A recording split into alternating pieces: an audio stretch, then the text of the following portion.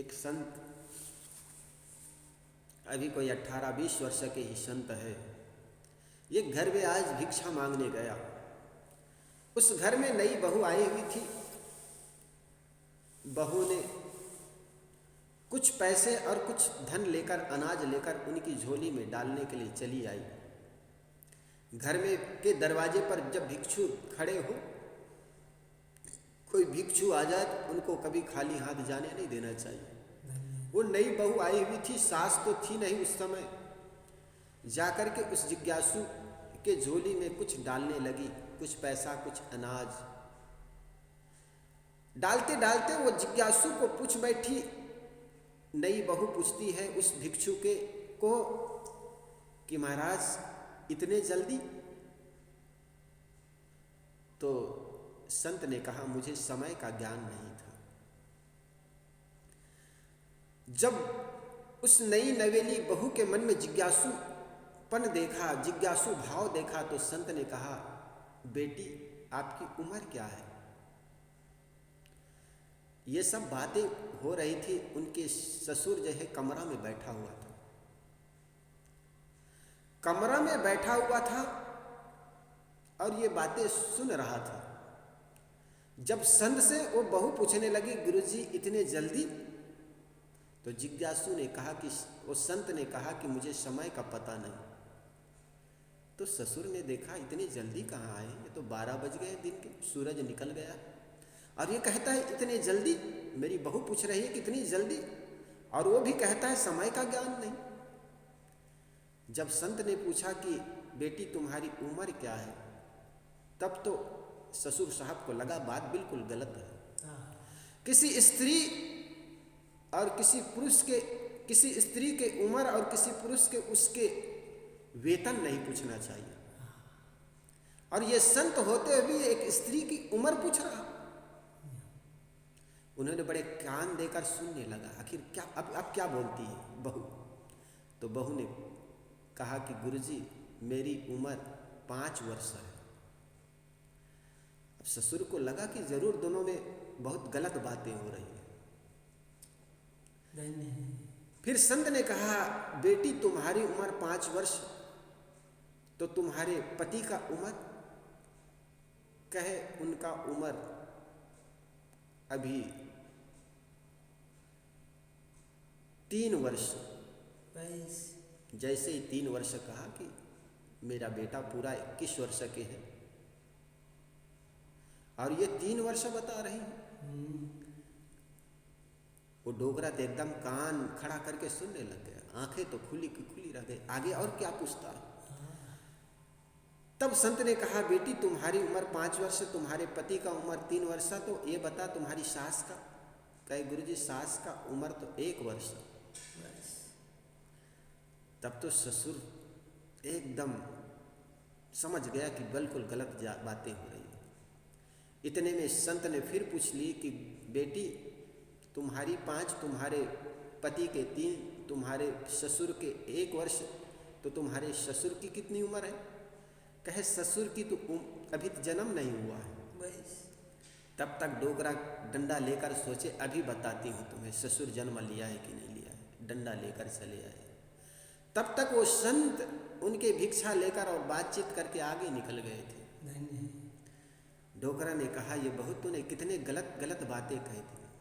अरे दिन के 12 बज चुके हैं और तुम कहते हो इतने जल्दी? और तुम्हें वो साधु को एक तो उम्र नहीं पूछनी चाहिए, और उम्र पूछ भी लिया तो तुम्हें गलत उत्तर देने की क्या औचित्य? तूने अपनी उम्र 5 वर्ष बताई, एकदम से 20 वर्ष के तुम खुद हो। कहा जाता है बहू कुछ सुनाना चाहती थी, लेकिन ससुर एक शब्द भी नहीं सुनना चाहते। इतने में कहता है ससुर चिल्ला चिल्ला करके उनके पीहर वालों को, मैके वालों को बुला लिया, तुम्हारी लड़की को ले जाओ। ऐसी ऐसी बातें करनी चाहिए। ये क्या एक अच्छे घराने की बहू का लक्षण है?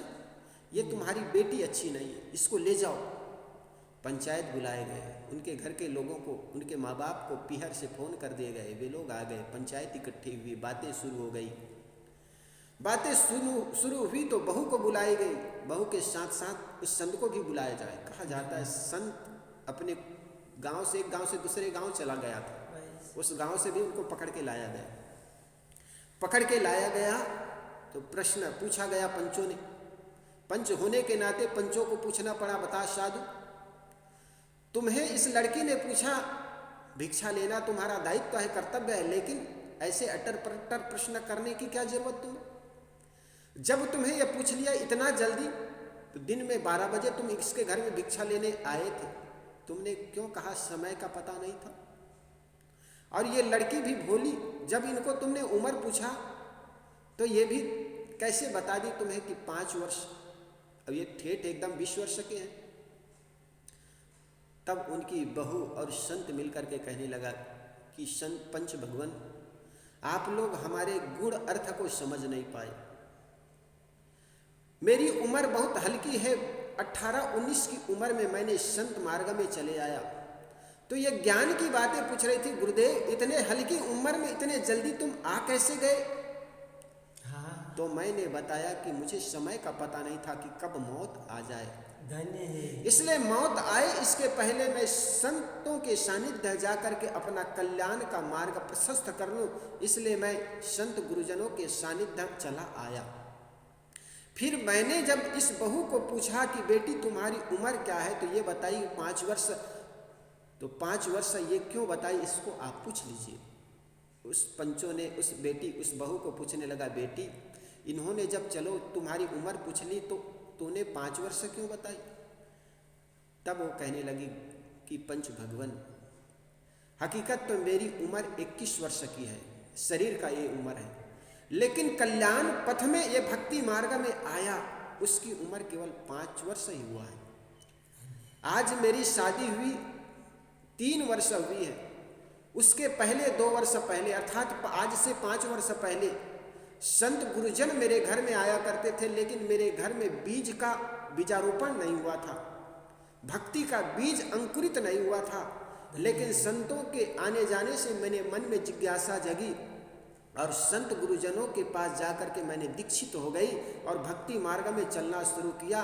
तो मेरी उम्र अभी 5 वर्ष हुई है। जब से मैंने भक्ति मार्ग में चलना शुरू किया तब की मेरी उम्र 5 वर्ष हुई। अब मैं शादी होकर के जब इस घर में आई 3 वर्ष हुई है, मैं संतों के पास जाती तो मेरे पति के मन में जिज्ञासा जग गई। तो 3 वर्षों से मेरे पति भी संत गुरुजनों के पास जाकर के दीक्षा ले ली, तो इनकी उम्र भी 3 वर्ष हुई। तब पंचों ने कहा, अब बताइए तुम्हारे सास की उम्र तूने ये कैसे बताई इनकी 1 वर्ष करके? तो कहे, गुरुजी हम पति पत्नी जब सत्संग में जाया करते थे, इनको देख करके भी इनके मन में जिज्ञासा जगी कि ये संतों के पास क्या सीखने क्या देखने जाते हैं। तो मेरी माँ अभी साल भर से संतों के सत्संग में जाती है और उनके मन में जिज्ञासा जग गई, भक्ति का प्रादुर्भाव हुआ, इन्हों को भक्ति मार्ग में आए केवल 1 वर्ष हुआ है, इसलिए मेरे ससुर सास की उम्र 1 वर्ष हो गई। पंचों ने पूछा कि बेटी तूने ससुर का जन्म नहीं हुआ, जब तुम्हारे ससुर का जन्म नहीं हुआ तो तुम कैसे आ गई? तब बहू ने कहा कि गुरु पंच भगवान, इनका भी अपना गुणार्थ है, इनका भी बड़ा गुण अर्थ है। कहे कैसे? जब हम लोग इतने वर्षों से संत गुरुजनों के सानिध्य जाते हैं, संतों के सत्संग सुनते हैं, फिर भी इनके मन में जिज्ञासा नहीं जगी, फिर भी ये अपने भक्ति मार्ग में अपने जीवन को लगाया नहीं। इसलिए मैंने कहा कि इनका तो जन्म नहीं हुआ है। संत गुरुजन उनकी बातों को सुन करके बड़ी प्रशंसा कर लिया कि तुम्हारे घर में कैसी देवी जैसे बहू आई हुई है, लेकिन तुम लोग समझ नहीं पाए। और ससुर भी अपने को धन्य बनाने लगा कि मेरे घर में जब देखो एक देवी आई, एक बहू आई जो सत्संगी है, फिर भी उनके गुण अर्थ को समझ नहीं पाए। अपने समधी साहब से, गनायत से कहा कि गनायत साहब आपको बहुत बहुत धन्यवाद, आपने हमें बहू नहीं बल्कि अपनी बेटी नहीं बल्कि एक लक्ष्मी हमारे घर में दिए हो। इसके लिए आपको और आपके गांव वालों को बहुत बहुत धन्यवाद।